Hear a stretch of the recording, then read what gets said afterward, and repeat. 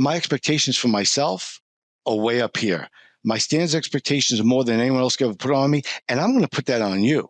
If you don't like to live or swim in that pond, then don't take this job. This is what it requires.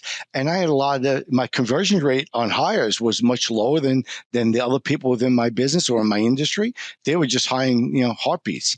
But the staying power was much longer, and the longevity of it was greater. And that was the impetus of me starting to create a organization rather than a mom and pop business.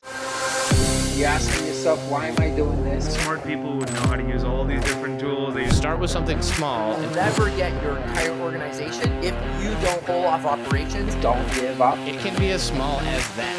I think you guys are going to have our last today.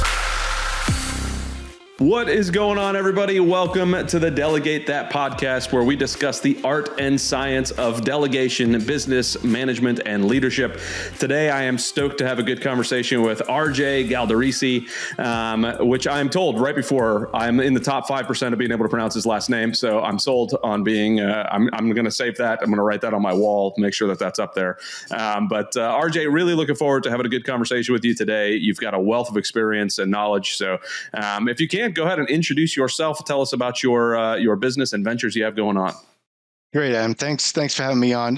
First off, I want to just thank you for your service to this country of ours, for keeping us free and keeping us safe and keeping us have the ability to criticize leadership in this government. And it's veterans are dear to my heart. So I want to thank you and all the men and women out there keeping us a free country. Thank you for that. Appreciate it, sir. So, my name is RJ. I'm a Long Island, New York guy. That might come through pretty quick. People usually pick up on that instantly. I'm born and raised there. I was. I like to say I was conceived in the back of a deli. My mom doesn't like me saying that, but I believe it to be true. It's a good story, and I'm sticking to it. So I was born and raised in the food business. My parents had 4 children, and then me, as my mom affectionately and embarrassingly calls me the prince till this day at 59 years old. And a lot of my baseball and football games, I was embarrassed by her screaming Prince out to the crowd. But my parents' intention was to educate me, send me to college, so I would not end up in the food business. And that was the path I was taking. So that backfired a little bit, but all things happen for a reason, and we are where we are because that's where we're supposed to be. And I've subscribed to that. It took me a long time to learn that. So I graduated from college in 1988 and wanted to go where the money was, because my main goal was to make money. So I was always interested in real estate all through college. I was interested in real estate and I studied real estate. Long Island market was very difficult to cash flow anything. I didn't have any mentors. I looked online, found a lot of guys in this space, but they're in the Midwest, and it seemed like everything they handled was cash flowing, but none of it made sense. It was like speaking a different language to the Long Island, New York market. So in between classes, I would go around and look at places, and it just didn't make sense. And I tried to bring it to my father, who was a businessman, and other people in my influence, and they just poo-pooed it and didn't want to be bothered and told me all the reasons why I couldn't do it. And the world today is much smaller in the sense that we're able to reach out to other people in spaces and kind of exponentially grow our mindset, but also our ability to perform in those areas, which is a beautiful thing. So I'll step off of that for a moment. So the point of that was I was very interested in making money, creating wealth. So out of college, I decided I was going to be a stockbroker. I went into the market. My father-in-law at the time was my girlfriend's father, and he had a financial planner. Now, not many people I knew had financial planners back then. My parents didn't, and he had me speak to his financial planner, and I got some terrible advice. He told me to stay local, not to go to Manhattan, not go to the big firms, go to a small firm. This way, you could really be taught. You weren't going to get coffee and doing lousy jobs. You could really learn hands-on experience in a small firm.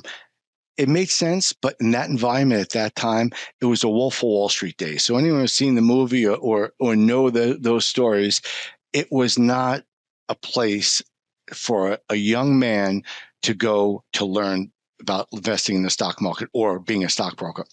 And I quickly realized that this was not the environment for me. While people around me were selling pink sheets stocks, which are unlisted stocks, they weren't selling IBM. They were selling all these pump and dump stocks and ripping off people intentionally and celebrating the commissions they made on it. It didn't take me long to realize that I was not doing this job. And I'm speeding up a little bit, but at that point in my life, I became very self-reflective and very critical of the choice I made. And my dad, who was in the food service, in the deli and cafeteria business, he was tired and actually in not the best of health. And he offered me, he had an opportunity to take over a cafeteria. And he didn't want to do it. He says, listen, if you're unhappy, I really don't want you in this business. But if you're that unhappy, you want to do this for a little while, take it over and do it. And I did. So he handed me that opportunity and I stepped into it. And from there, I grew and decided I wanted to continue in this business. I didn't want to do it my father's way. I didn't want to be the deli guy with an apron on, as I say, to give a visual, with the apron with roast beef stains on the apron. That's not who I wanted to be. I wanted to be a businessman. I wanted to grow the business. If I couldn't scale the business and grow it, I didn't want to be in it. I didn't want to be a mom and pop business owner. So from that point on, I really adhered to that business. I was never a foodie, and that plays a big role in it because there are people that get into the business who love food, who love creating food, love everything about the food business. That was not me. Ate the same thing for breakfast, same thing for lunch every day, didn't veer off of it. And that was not my skill set. My skill set was business management, business marketing, and the desire to grow a business that looked and acted more like a corporate type business in that structure, with a hierarchy and organizational chart where I could remove myself from the mundane task. So once I got into it, that's what I did. In due time, I had a partner, a family friend who was in the business already, who was 13 or 14 years my senior. He had experience doing it. We bought out my dad's business, and we grew it from there. And even to my partner's amazement, I did not want to settle in to that role. He understood, but I guess he didn't believe it. He treated me more like, because I was 25 years old. I was recently engaged, and he was 13 years older than I was. So he looked at me like a little brother and kind of was going to mentor me. And he kind of was trying to box my dreams and my goals just so we could work that business and make money and create a lifestyle business. And I would have no part of that. So from that point on, I decided I wanted to grow the business, and then I took steps to do so. So it sounds like, I mean, even from the beginning stages, you said, I got to figure out how to build the right team to create a business, not just run a deli.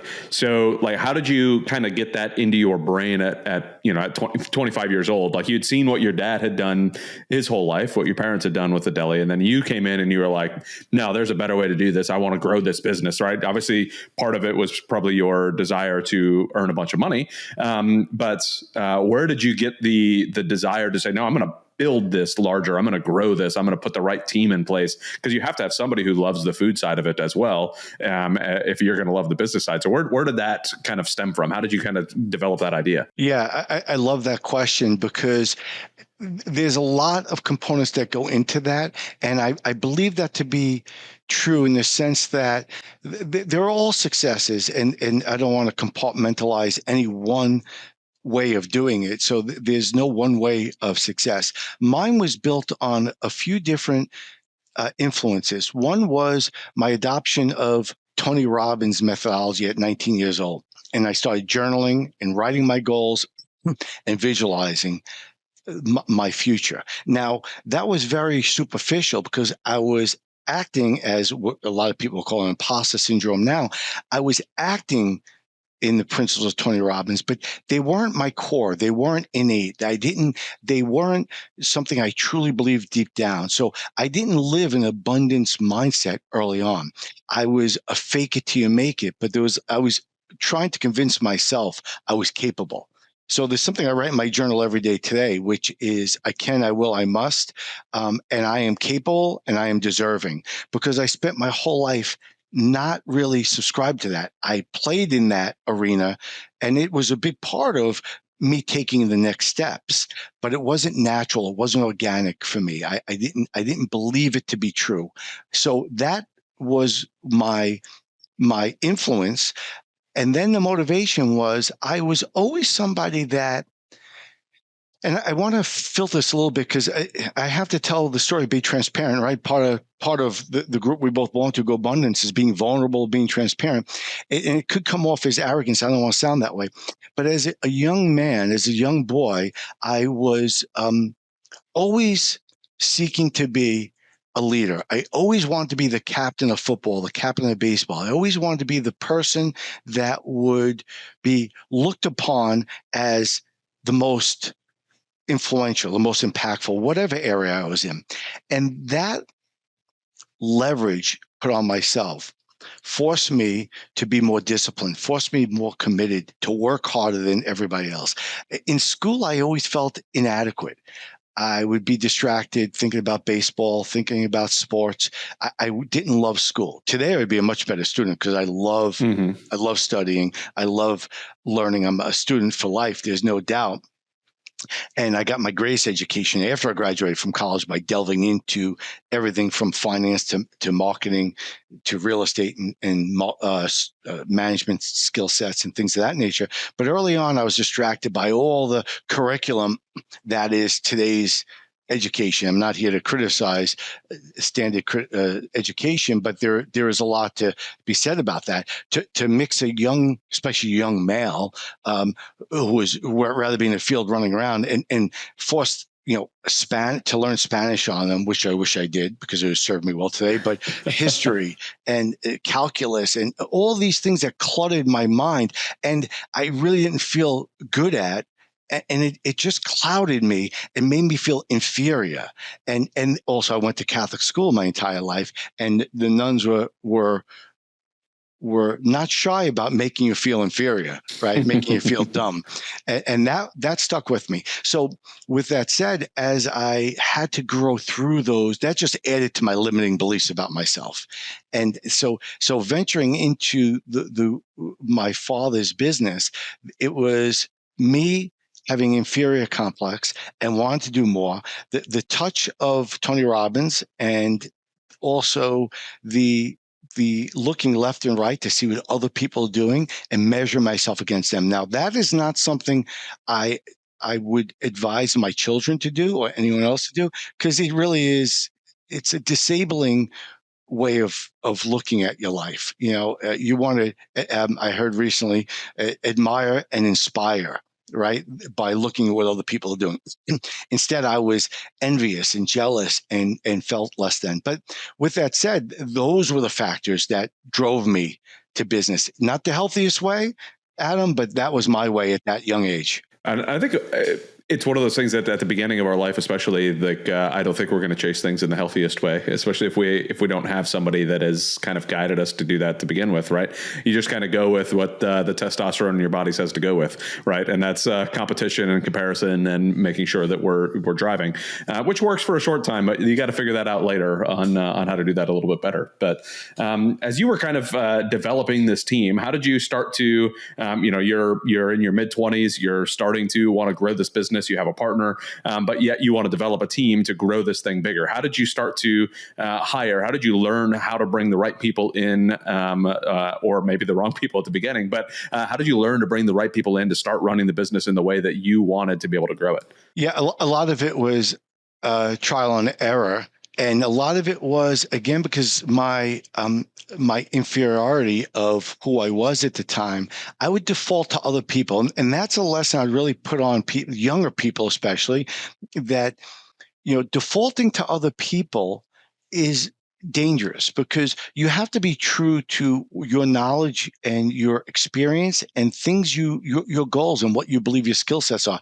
So the people in my life, although I was much more educated, and I don't just say with a college degree, because I would spend a lot of my downtime just studying business. So I didn't have a master's degree in business or economics or finance, but I had one outside the traditional educational world by studying. And then when I bring these things to my business and the people that are around me or the older business people, they would scoff and say, oh, that doesn't work or this doesn't work. And then I'd surrender to them because I had this complex that they knew better. And what I was reading was almost comic book like. And after a while, I just said, no, I'm not listening anymore. I'm just going to do it. And then I started to learn how to do things differently. And a lot of my greatest strengths are learned from people's who are influential in my life, older people's, their weaknesses.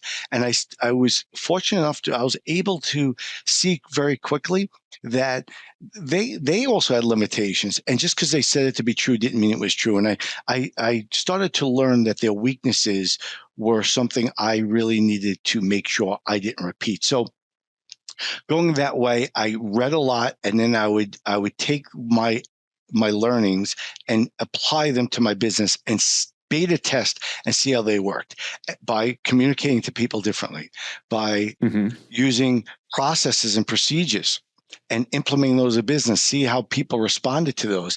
And in hiring people, I learned from other people who did the hiring process were very salesman-like and tried to talk people into a job, only have those people to be our next great disappointment. And that was expensive and time and money. And I realized this is a revolving door. This doesn't work. So I then started to take a different approach where I would talk them out of it. I would tell them the warts of the business. I would tell them how hard I worked and how hard my expectation of them. And that was a Tony Robbins thing. I let them in on my world that, hey, I'm a communicative guy. I'm a compassionate guy. I'm going to help you in your personal life any way I can. I'm there for you. I want you to know that I lead with integrity and trust, and that's not just in words. I'm going to prove it to you, but I'm going to tell you also that my expectations for myself are way up here. My standards expectations are more than anyone else can ever put on me, and I'm going to put that on you.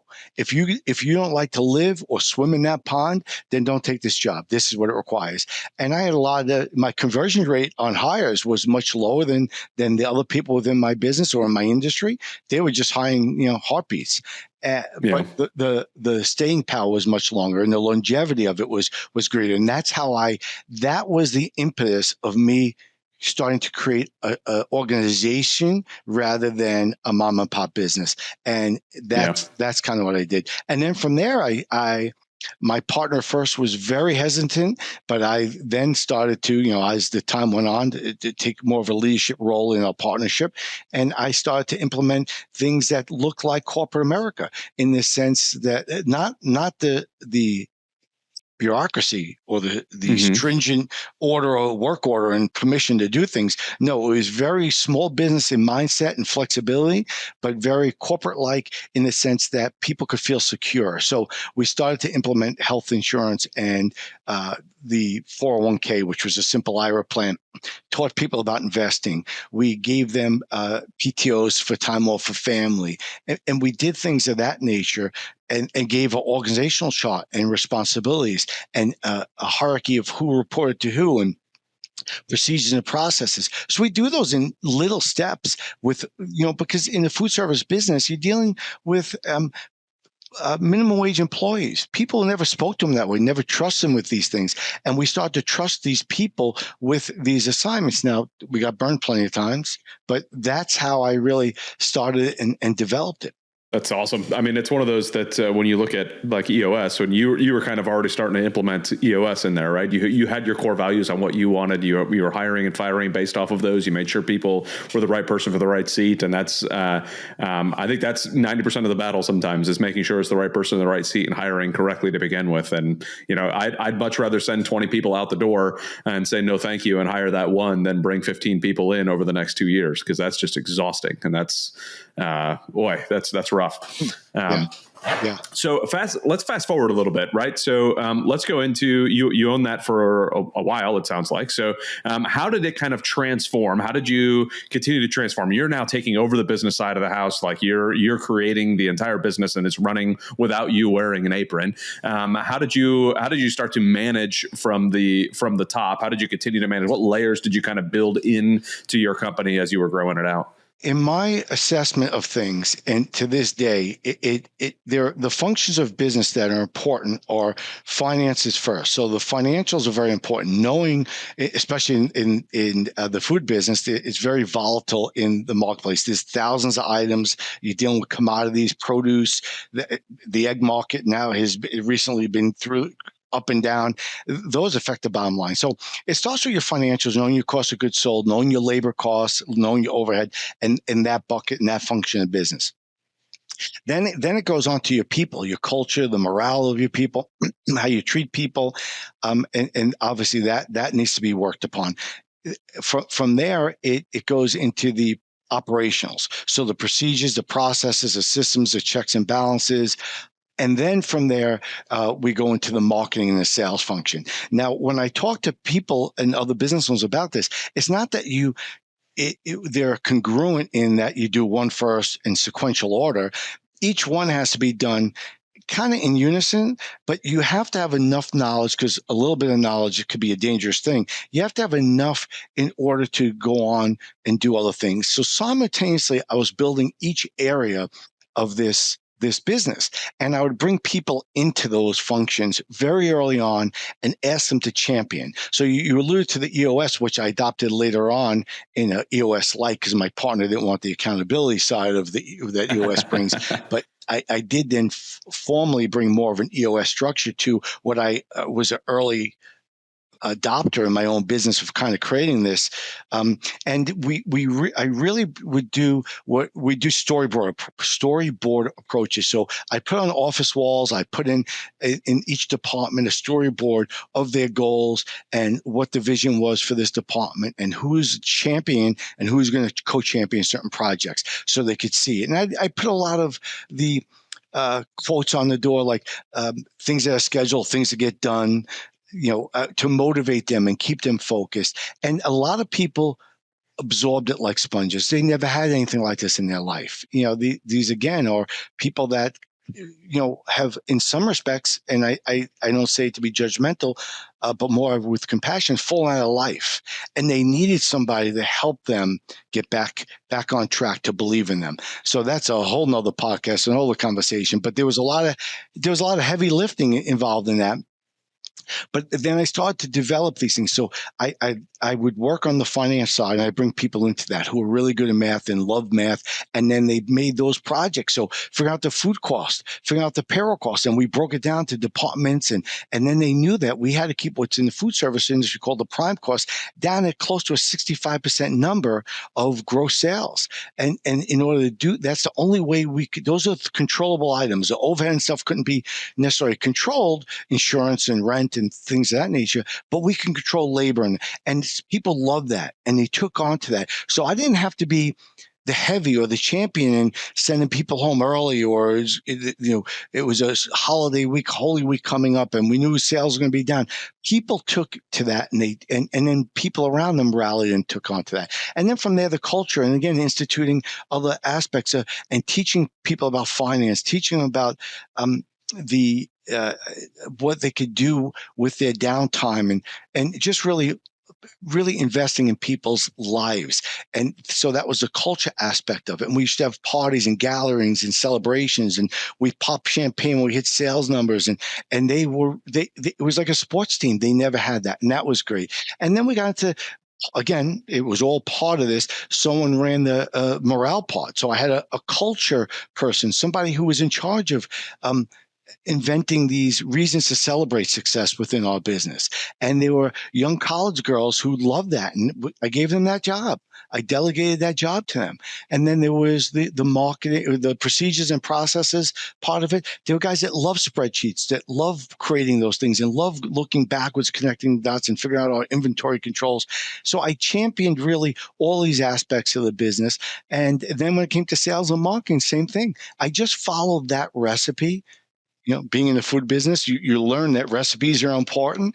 And it was one of those things that, hey, it works for making, a great soup. Why not apply it to business? And we started to create these recipes. And then in the sales and marketing, same thing. I might be the champion to start it while I mentored the somebody that was going to replace me in that function.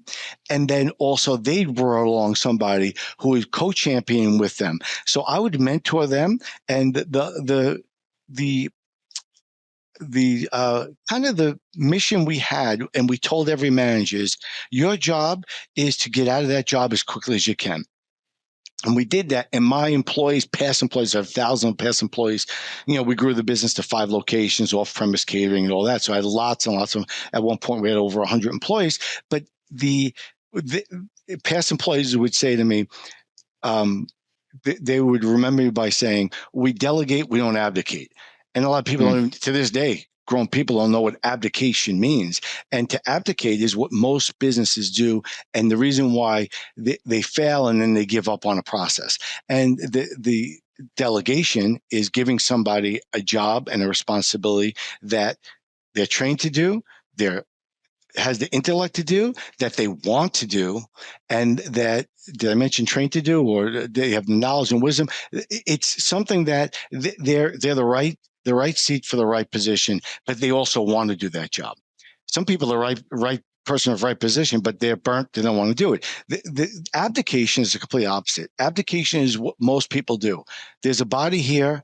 Somebody else quit. So, Adam's a great worker. Let's give Adam the financial side of things. He'll do that. Yeah, Adam, you're great. And Adam goes, okay, really don't know. No, you'll be great at it. You convinced them, right? The salesman in us all.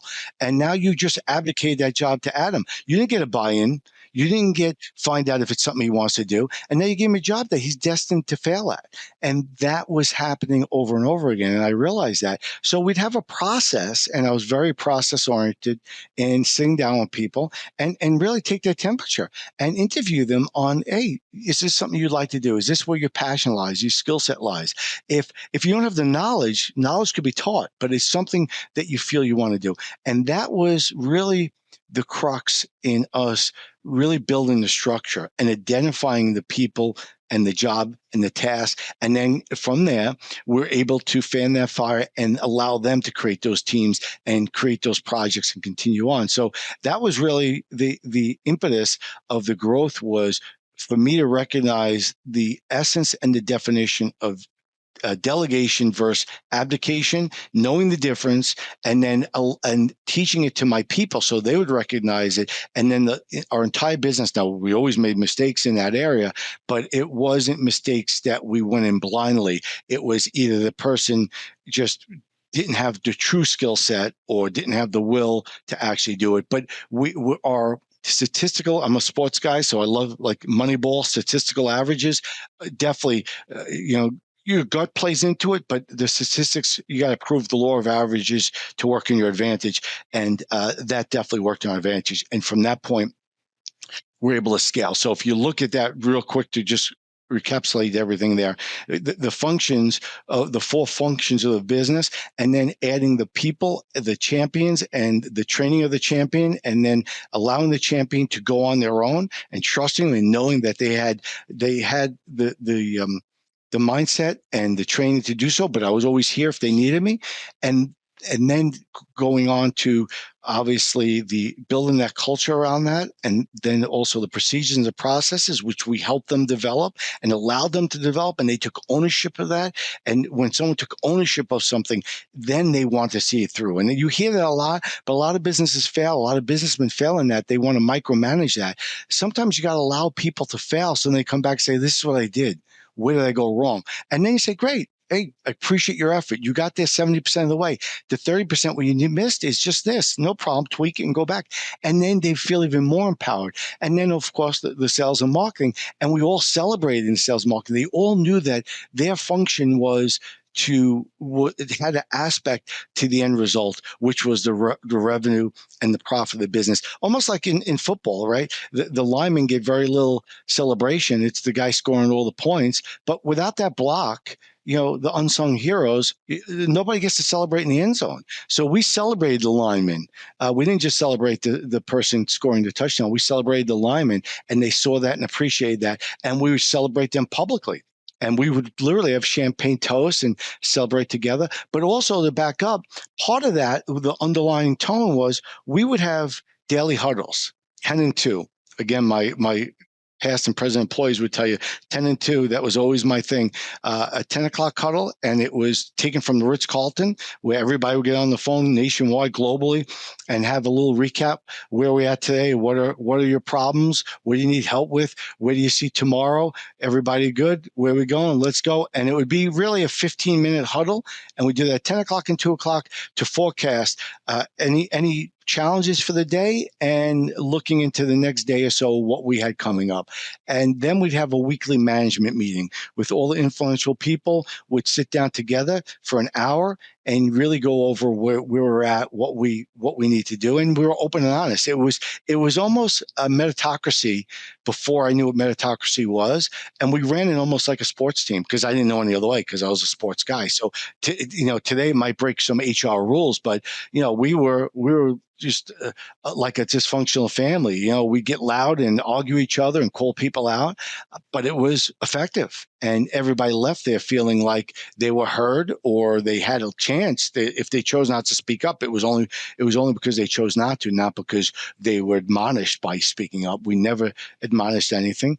And in those meetings, we had what we called the blue sky thinking rule, and every idea was a great idea. So we put on a storyboard. Again, I'm big on storyboarding.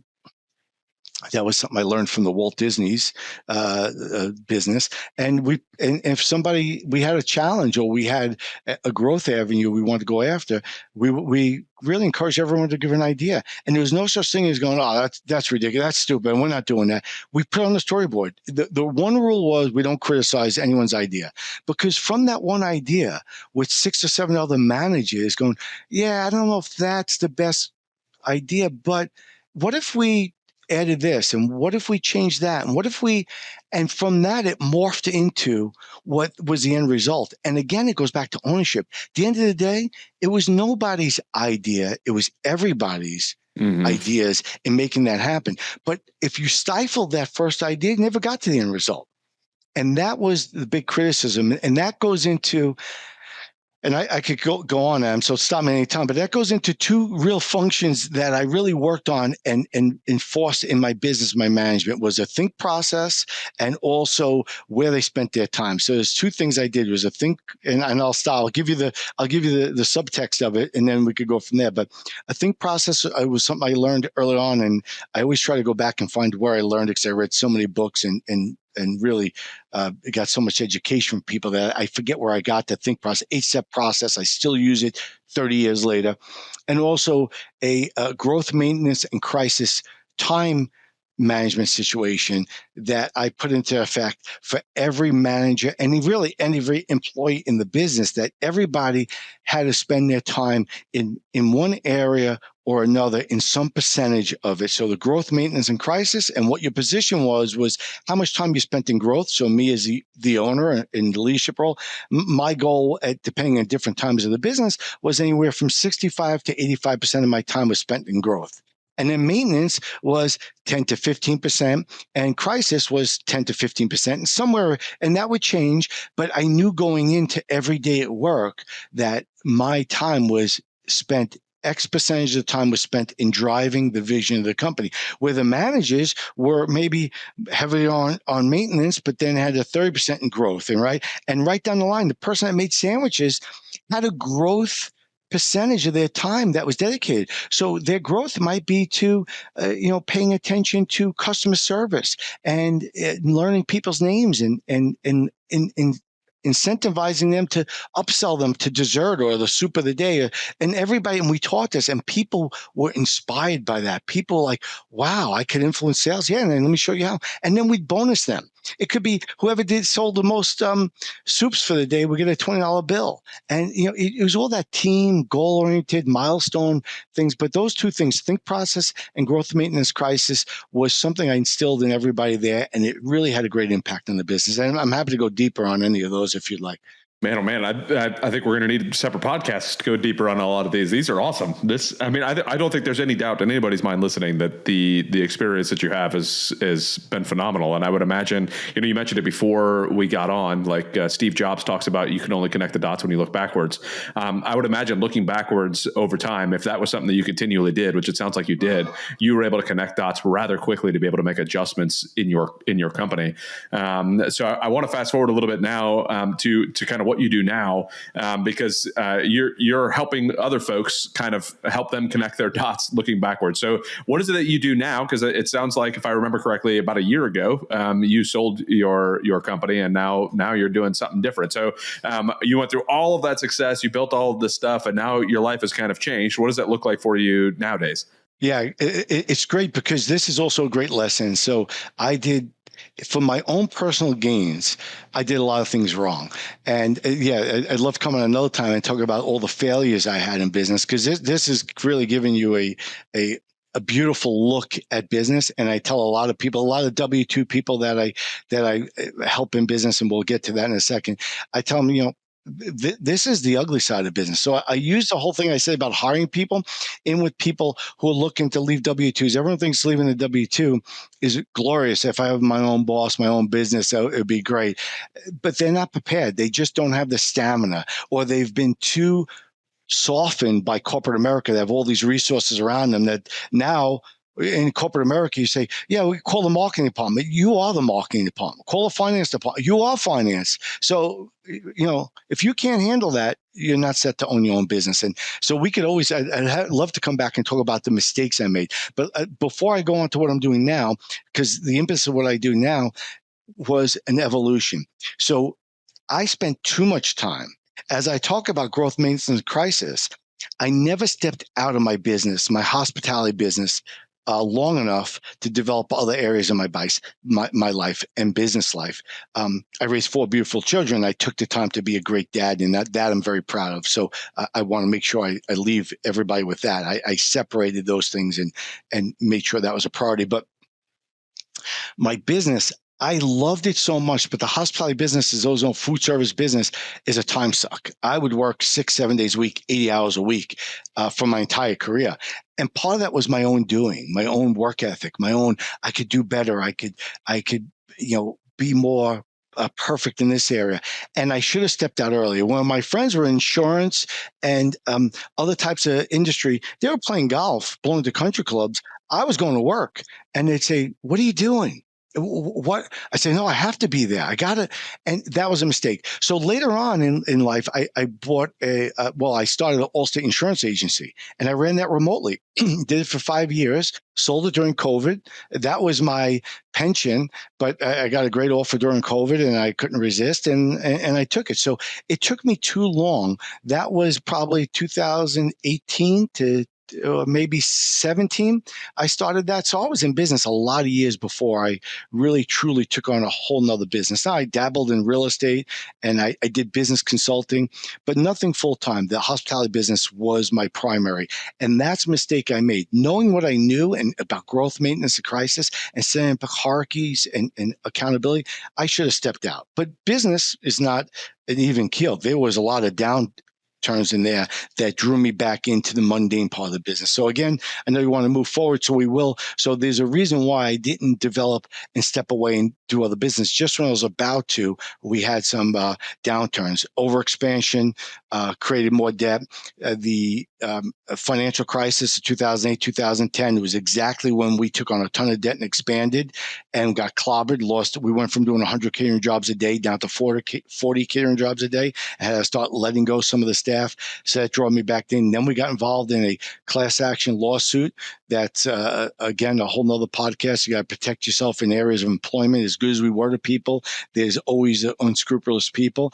And it just created a real downturn in my business. So I had to go back in and do that.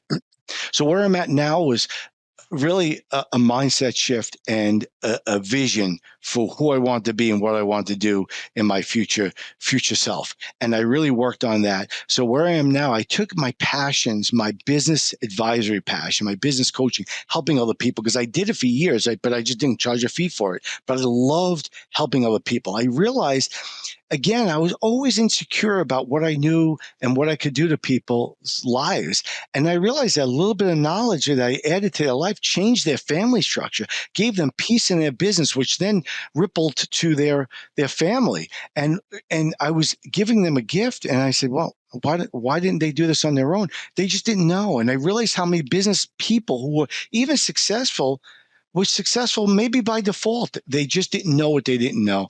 And I was able to do that, but I did it for free. And I was also helping people who were buying businesses. They'd have me evaluate the business and do due diligence with them or for them without getting a fee for it. And I advised them in industries of growth and where to go and what was an easier business for them. So I did a lot of this profiling for people, both in the business and helping them grow their business and help them take the pain out of their life and their family life and give them back to their family, the happiness in their life, and also helping people that were looking to buy businesses. So now that brought me to a point of, as selling both my Allstate business as well as my hospitality business at 59 years old, what was I going to do? Now I felt I was in dog years, right? I had to accelerate because time was ticking. And I said, okay, I'm going to do it. And I've started with joining GoBundance was a game changer for me because I finally got around like-minded people where I knew who I was and who I became, but I was still in some of the same people who were naysayers or negative and doubters. And I just kind of repelled that. But that was the people I surrounded myself with. Joining GoBundance made the difference because now I surrounded myself with people more like me. And it was finally like a brotherhood of people that we were breathing the same air and thinking the same things.